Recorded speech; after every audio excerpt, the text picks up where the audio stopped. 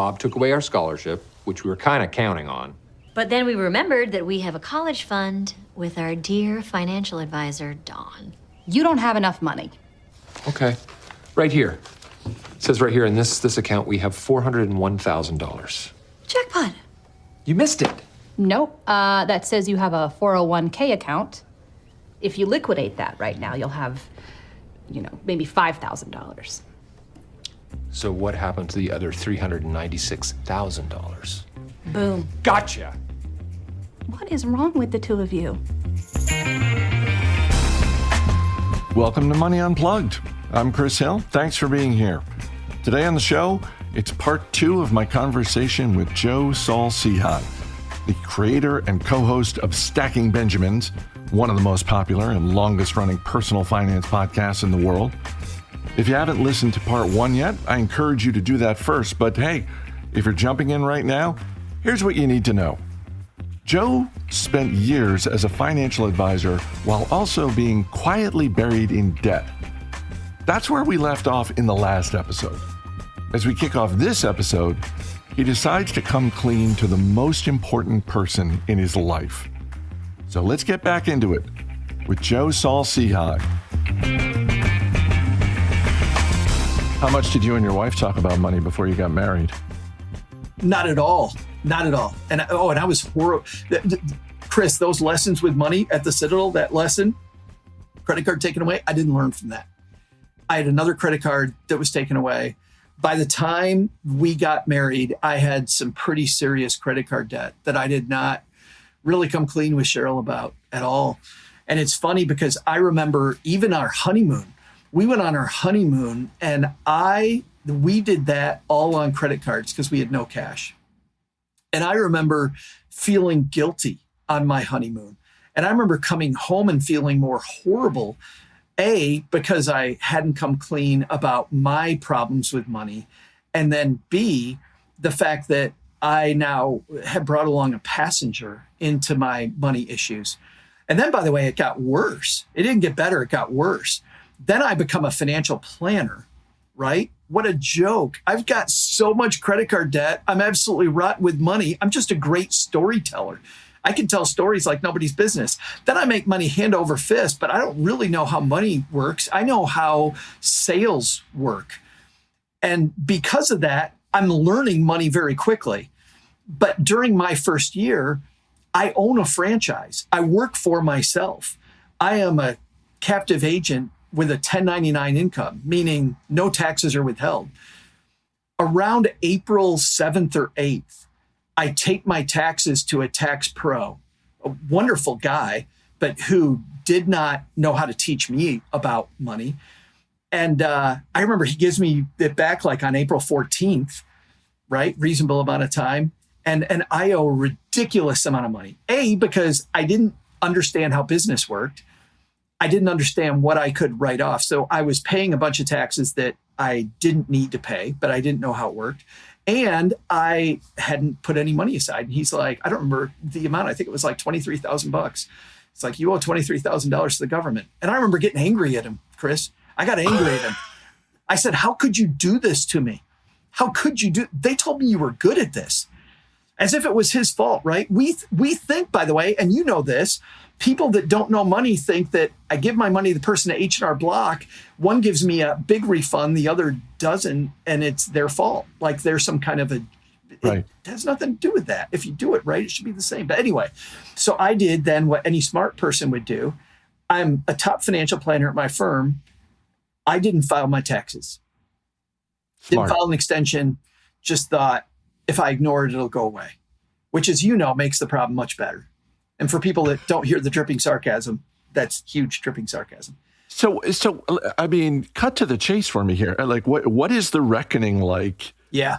With your wife when you because at some point you do learn your lesson. At some point you do get a grip on taxes and your personal relationship with money starts to match your professional acumen for making money. But that had to have been a tough reckoning. It was shortly after this, because when she has to sign the tax form and asks, what's the strategy? That's when I come clean. But our situation doesn't get better because I have been living hand to mouth and I had become so bougie on all of this money that to cut back these fixed expenses that I had created was an incredibly difficult thing. It's much better to never, we tell people now on Stacking Benjamins, like, man, if you're out of college, you're used to having 4 roommates. Go get 4 roommates, and live with a bunch of roommates and don't do this. I made the equivalent of almost $200,000 a year and I spent every dollar of it. And my wife was in college still. She was getting an advanced degree, so she couldn't help out. The phone calls start. Our credit cards now are being cut off. I get to the point that I remember I came clean with this friend of mine about my car because now my car isn't going to run. My car is definitely on its way out. And I'm like, I don't have any money for a used car. I know the smart thing is to get a used car. He goes, dude, you got to go to a car dealer because they give credit to anybody. Car dealers will give credit, which by the way is not true, right? They will give credit to nearly anybody. And so I go to the car dealer. I'm ashamed because I'm starting to get a reputation because I'm good at media in the Detroit community. And I'm hoping like hell he has no idea who I am. And I tell him about my situation and he's like, oh yeah, we got you. And I remember him coming back like 20 minutes later and just goes, dude, You're the money man on Channel 7, and this is what your credit looks like? Yeah, he didn't know I was the money man on Channel 7. And actually, I hadn't risen that far yet, luckily. I wasn't the money man until I was getting my crap together. But the reckoning wasn't really with my wife. That was one reckoning. The big thing was I finally realized that I was not the exception to the rule, that all of my clients that were really good with money, I could teach them and I could also learn from them. And I started looking at their habits and I started thinking about the habits I was telling them about that I wasn't doing, like pay yourself first, like automate, like get money in a savings account before you even pay the bill. And also you are who you surround yourself with. There was this wonderful CPA I finally confided in, this wonderful woman named Sue Virgin. And Sue sat me down with the heart of a teacher and showed me how a business owner runs their operation, how they, number one, what's deductible and what's not. Number two, how to set up my business to run. And then number three, how to get on a payment plan with the IRS. And when I did that, I found out the IRS wasn't a bunch of ogres. And these people wanted to work with me. They were actually very helpful, very nice people. And they set me up on this payment plan. And all of a sudden, I remember within a week or two, even though the phone is still ringing, all the creditors are calling me. Now that I have a plan and a strategy, everything changed. All of a sudden, they're not in control. I'm in control. And now that I'm in control and I have a plan, you can't mess up my credit any worse. I don't care if you're calling me. You're getting paid when I decide to pay you. The good news is, for me, I never declared bankruptcy. I could have easily declared bankruptcy. I didn't declare bankruptcy. I got myself out of the hole. And it was amazing how fast. Within 5 years, I had a net worth back at zero. And within 10 years, I was well on the road to financial independence. Before we go to the speed round, I want to ask one question. Just given all of your experiences, both personal and professional, including creating a show that is designed to make financial literacy more accessible, I'm giving you the magic wand, Joe. You get to wave the magic wand. You get to change one thing about how people relate to money. Maybe something that would have helped 18-year-old Joe when he's in line at the American Express table. But you get to wave the magic wand. What would you change about how people relate to money? I wish we saw money as the tool to reach the thing that we want and not the end all be all. I feel like when we look at social media and we see people, we see their highlight reel of their best moments, Chris, we think, man, I wish I was rich, and rich equals big car or big house or these designer handbags or, very nice clothes or the suite at the hotel. So we end up wanting the suite at the hotel versus realizing that if we do the right things with money, it can help us do things that we would have never imagined on just a ongoing basis, but not the suite at the hotel, because that's not really that great. But the ability to go to work on days that we want to and not have to go to work on days that we don't want to. The ability to not have to work on Sunday, that my aunts were all up, thought I was uppity because I said that. The ability to just travel and see different parts of the world and how other people live is just this phenomenal tool. And it's not tied to stuff. More money's not tied to stuff. I'm thinking, I have this family member. When I was in Detroit, our mutual friend Andy Hill was my neighbor. So we would do board game nights and but we'd bring people to town. I lived in a big enough community that we would bring these wonderful people to town when they had books. So guys like Grant Sabatier, who's a fine writer, Chris Mamula, who's a good writer, Cameron Huddleston, who wrote a wonderful book about dealing with her mom's money and her mom dying. They would come through town and I would organize getting people together.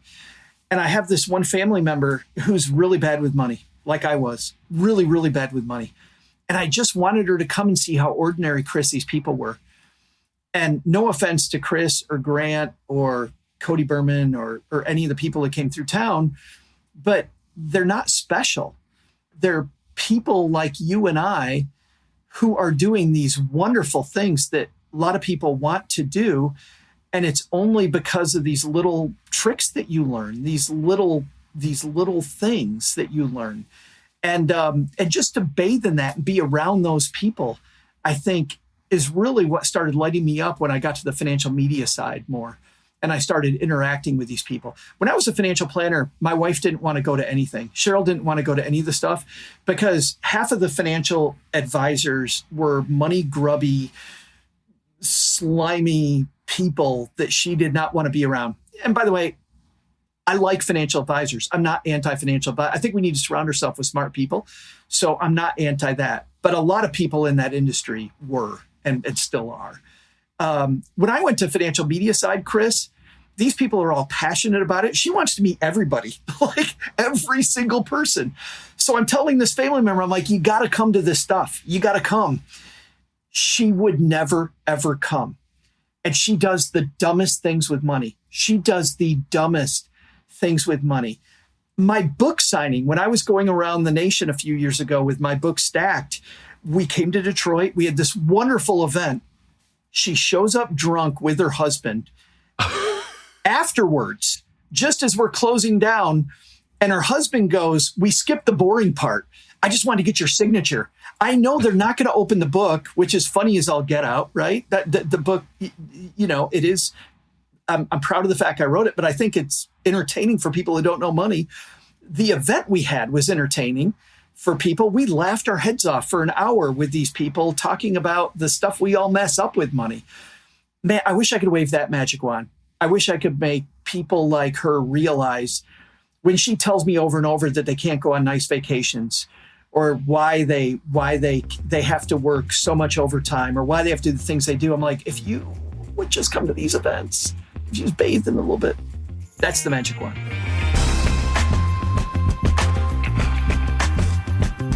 You've heard me talk about Marmar, the chili garlic condiment that goes on everything. How I use it to spice up my eggs in the morning. It works for breakfast, lunch, and dinner. Sandwiches, pasta sauce, pizza, stir fry. Marmar is good 3 meals a day. And a couple of weeks ago on the show, I told you that I had not yet tried it on any desserts, but I was working on a recipe and that I would let you know how it goes. Well, I am here to tell you that I made chocolate Marmar ice cream. Yeah, I came up with a recipe, got out my electric ice cream maker, and I'm telling you, the result was rich, sweet, and savory. And if you want to try it for yourself, drop me a note. I'll send you the recipe. Drop an email to info@moneyunpluggedpod.com. I'll send you my recipe. In the meantime, get yourself ready by picking up a jar of Marmar for yourself. You can get it in original, hot, or the new gluten-free version. Go to ilovemarmar.com, use the promo code MONEY, and get 10% off. That's ilovemarmar.com. Promo code money. Get 10% off. All right, let's get back to Joe. Let's go to the speed round. What is a thing you have bought that makes you happy? Board games. And I know it's not one thing, but I love board games because of the fact that A, I get to use my brain. B, I get to sit across the table from you and we can have a fun conversation and a shared experience. I like it way better than a video game for that reason. I like the fact that you can learn lessons about ourselves, about money, about these topics without it being serious. I don't like educational games, by the way. I like games that teach me something, but their first goal is to entertain me. So a board game. Have you ever made a purchase in your adult life that you regret and sometimes you still think about it? I think the biggest one was that by far, it was my honeymoon. It wasn't a specific purchase, but it was a lot of purchases, all on credit cards. Dumbest thing we ever did. What's the last thing you splurged on just for yourself? Was it a board game? No, I'm going to go big. You know what I did? I put a new room on my house that one of my best friends is a banker. And he's like, the amount of money you spent for that versus the square footage is stupid. And you know what? If I was going to sell this house anytime soon, Chris, he's not wrong. But the room is beautiful. It makes everyone that comes over loves the space. I love this space. And I'm at a point in my life now where if time is what I'm fighting, I want my time to be spent in places that I enjoy being. And because I work from home, and because I love hanging out with board games with friends, I built this room specifically to be this wonderful space for me in a shared space. So it was a stupid amount of money, but that I could afford and that is going to help me have more fun with the time I have left. What's something about money that you wish you knew earlier in life? It isn't discipline, it's automation. Automation is the key to everything. Automation tends to cut both ways. I mean, that's how credit card debt works. 100%. You know what's funny is that might be second, Chris, is that there's some places we're building friction. And I know this is a speed round, but I'm gonna go off on this for just a second, which is that, so I'm a spender at heart. I had to realize when I was bad at money that building friction between me and my money made sense. So Dave Ramsey helps a ton of people by saying cash only. Cash only does not work for me. The reason is if I have $10 in my wallet, it is spent. Even today, at 58 years old, it is spent. Cheryl and I have a weekly meeting that's 20 minutes long. It's over pancakes or wine, depending on what time of day it is. So you cut for the middle so you can maybe do both, right? Yeah. But we make it 20 minutes because I want it weekly and we want it to be fun. But it's so we're accountable. It's so I'm accountable. And so everything goes on. Initially, it was a debit card. Now it's a credit card. Everything goes on a credit card. So we are accountable to each other. My wife's not my boss, but I don't want to tell her that I bought a stupid board game that she doesn't know about. I don't want to hide behind anything. So building friction for me started with, I got a bank account across town. This was the first thing it was automation and friction. I got a bank account across town. I had a payroll company for my franchise. I had my payroll company take a good chunk of my paycheck and send it to this bank account across town. So I had three choices if something was an emergency. If it was an emergency, I could get it wired. There was a wire fee, which who cares about $15 or $20 or whatever the fee? I don't even remember what the fee was at the time, but who cares about a fee if it truly is an emergency? Or get in my car and drive 35 minutes across Detroit to this credit union to get the money out. Who cares about 35 minutes if it's an emergency? What's funny is all these things that in my head had been emergencies before and these reasons I need to get to my money, they all disappeared once I put a little friction in place. So to your point, 100%, automation is great when it works in my favor. Friction is phenomenal when it doesn't. What is a charitable cause that you like to support? I love this question, and I love the fact that because I work online, I want to be involved with my local community. It's really important to me. So I support this thing called Partnership for the Pathway, which is building walking trails in Texarkana. So not only does my money go there, but my time goes there. I'm president of the board now.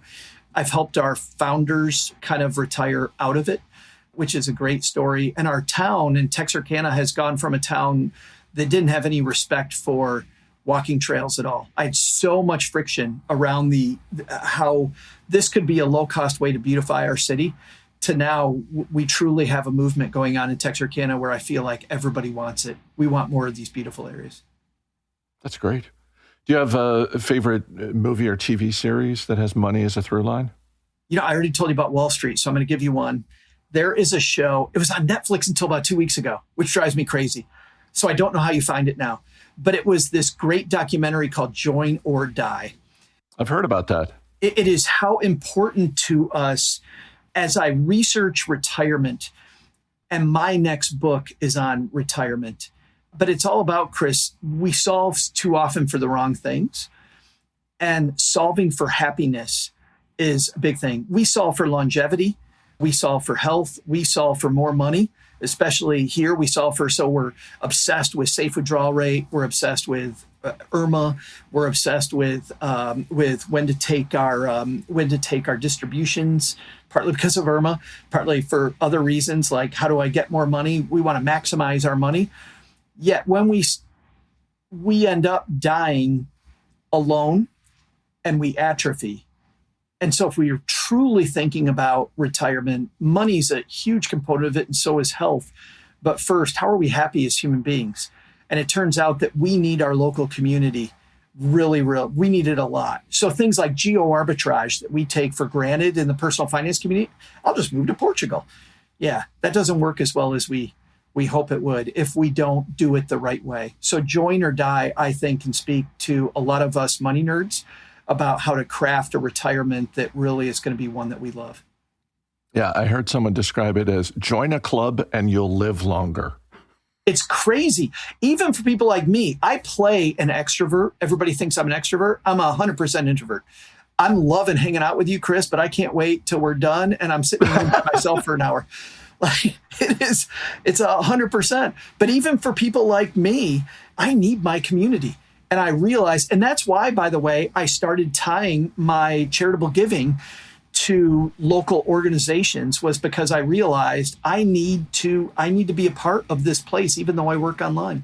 The last thing is a penny for your thoughts. And this is just any sort of wisdom you want to share with people who are listening. And it doesn't have to be about money. It can be about any topic. Yeah, I think, and by the way, thank you for this, Chris. It's so cathartic, not always fun, but cathartic to share my story. And I love that you give people like me a platform to do it. And hopefully we can help somebody who's going through the same stuff, which is, by the way, a lead into what my thing would be, which is I've had to tell myself my entire life, and a lot of it that I shared, that I've messed up. There've been lots of fearful situations. Calling the IRS was fearful. Going to my wife and coming clean I was fearful. Calling my mom when I messed up that first credit card, I had a ton of fear. There was this I saw it on a Nike ad in the 80s, and it's not as succinct as the one they ultimately went with, just do it. But I saw a Nike ad that said, feel the fear, but do it anyway. And I feel a ton of fear. I feel fear. I felt fear before I got on. I knew that you and I were going to have fun. And I know from your work that I was going to enjoy spending time with you. I was fearful before I hit the connect button about this. I fear so many things. And I think we all do to some extent. But you know what? Just start the thing. Start the Roth IRA, go get the Roth IRA. And even if you F it up, it's a fun story for later, go try pushing the investment button for the first time, go explore, like feel the fear, but go do the thing. Don't stop doing the thing. There you go. Check out the Stacking Benjamins podcast. I'm actually going to be a guest later on this month. And hey, if you're enjoying Money Unplugged, giving it a rating or review on Spotify or Apple Podcasts, it helps other people find the show. That's how this grows. I'm Chris Hill. Thanks for listening. I'll see you next week.